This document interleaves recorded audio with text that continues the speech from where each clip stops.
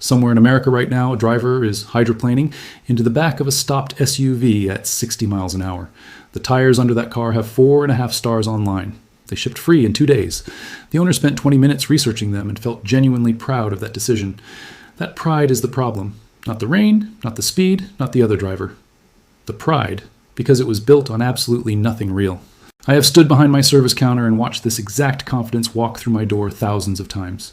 2 types of people buy tires in this country, and both of them are making the same catastrophic mistake from opposite directions. The first person sits in the waiting room, hears 3 options in under a minute, and picks the middle one. Not too cheap, not too flashy. Feels responsible. The second person opens a browser, sorts by rating, reads a handful of reviews written by people who have owned the tire for exactly 1 dry weekend, and clicks purchase. Both of them leave believing they made an informed choice. Neither of them has any idea what that rubber actually does when the asphalt disappears under a sheet of water and the brake pedal hits the floor. Here's what nobody in this industry wants to say out loud. The words on the box are meaningless. Performance touring, grand touring, ultra high performance. Those phrases were invented in conference rooms by marketing teams, not on test tracks by engineers.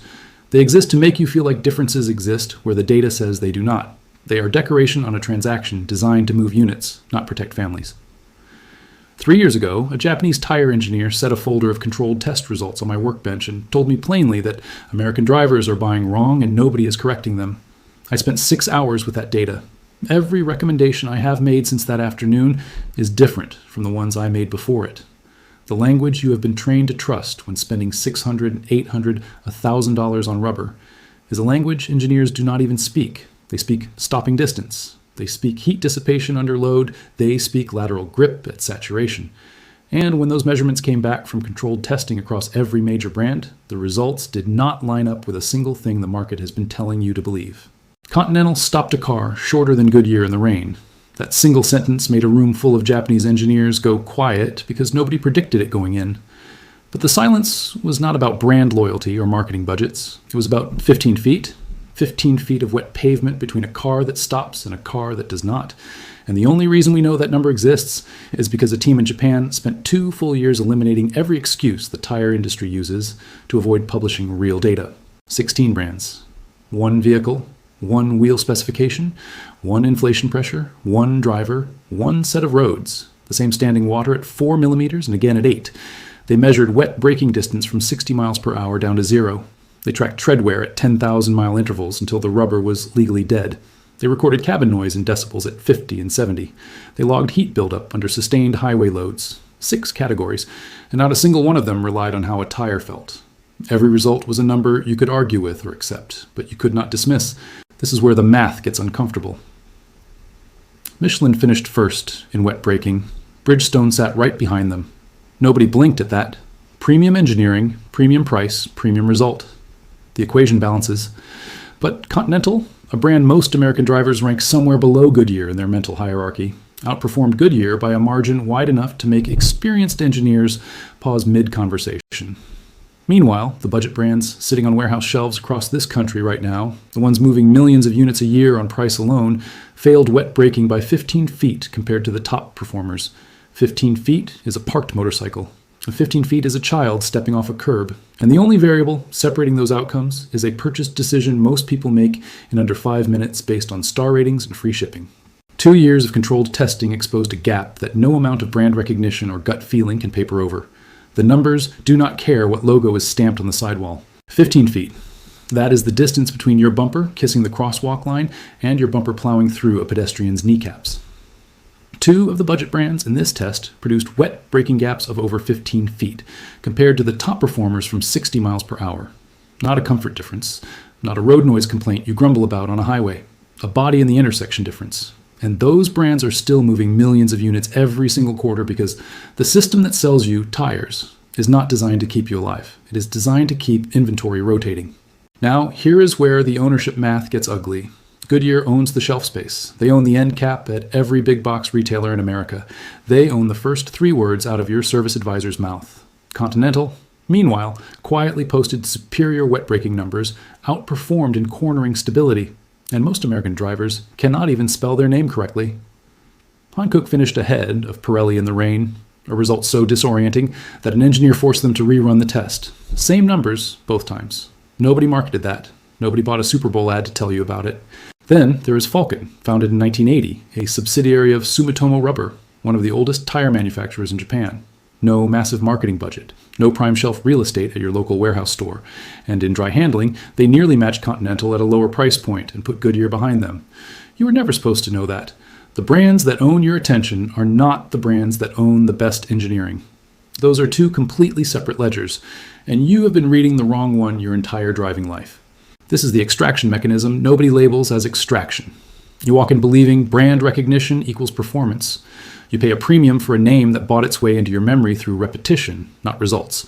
Or worse, you go cheap, you sort by price, and you hand your family's safety margin to whoever spent the least on rubber compounds and the most on undercutting shelf price.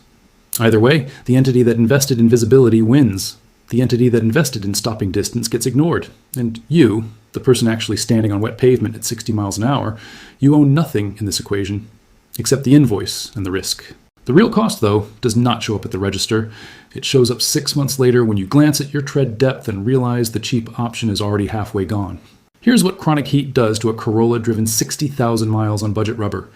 The CV axle boots crack early. The ABS sensor wiring gets brittle 2 years ahead of schedule. Suspension bushings dry out and start clicking over speed bumps, while the car still looks new on the outside. None of these failures feel like tire problems when you're standing at the service counter writing a check. But the Japanese engineers who flagged 2 budget brands for abnormal heat generation at 70 miles per hour traced the damage path directly back to the wheel well. Sustained thermal load radiating upward mile after mile into components that Toyota and Honda designed to survive under very specific temperature ceilings. Bridgestone and Yokohama kept those temperatures in check. The cheap brands did not. That is not a blowout. That is not dramatic. It is a slow financial bleed disguised as normal aging. So here is the one boring mechanical thing you do before your next tire purchase. You take the price of the tire and you divide it by the warranted tread, life in miles. That is your cost per mile. Write it on your phone. Do it for every option the service advisor throws at you. When you run that math on Michelin, the sticker price that made you flinch disappears, because their longevity outlasts most competitors by 30,000 miles or more. The expensive tire becomes the cheap tire. When you run it on Toyo, especially if you are putting sustained load on a 4Runner or Tacoma, the number comes back shockingly competitive against brands charging significantly more. And when you run it on the budget option, whose tread was effectively gone before the test period ended, you see exactly what you're paying for. A tire that costs less per receipt and more per mile, plus a hidden invoice and heat damage you will not connect to the purchase until years later. This is not strategy. This is a calculator in 5 seconds of division. One number kills the Goldilocks instinct that makes you pick the middle option and walk out feeling responsible. One number shows you whether you're buying a tire or renting one. Right now, today, millions of those bottom-tier tires are rolling down American highways. 15 extra feet of wet braking distance baked into every panic stop. Accelerated heat degradation eating through carcass plies that were thin to begin with, and the drivers behind those wheels have no idea because nobody handed them the data before they handed over their credit card. You have the data now. That changes the math permanently. So here is what you actually do with it. You do not need to memorize every compound tested or every decibel reading from this evaluation. You need one decision framework, and it fits in your head without a spreadsheet. If your vehicle is a Camry or a Lexus ES, Michelin is the answer, and the longevity numbers mean the per mile cost is lower than the sticker shock suggests. If you drive a Civic or Accord Continental, earn that slot. Their wet braking and cabin noise results on front-wheel drive Japanese platforms were not close. If you are in a Subaru Bridgestone, specifically for the thermal management performance, under sustained all-wheel drive load, and if your truck is a 4Runner or Tacoma and tread, life is the priority. Toyo justified that recommendation outright. But here is what I am not going to tell you. I'm not going to tell you that buying the right tire transforms your life or saves you thousands overnight. It does not work like that. What it does is stop one slow, invisible bleed, one fewer emergency brake failure, one fewer premature replacement cycle, one fewer afternoon standing in a tire shop watching a service advisor sell you the same mistake again because you forgot what you learned today. That is the buffer, not wealth, survival. The difference between a driver who compounds small correct decisions over 100,000 miles and a driver who resets to zero every 30,000 because the cheap rubber gave out early and took a CV boot or wheel bearing with it. You can walk away from this video right now and never watch another thing I put out. That is fine. You already own the one number that matters, cost per mile to the carcass. and you know which brands the mechanics themselves chose when nobody was grading them. That is an honest edge, and it does not expire.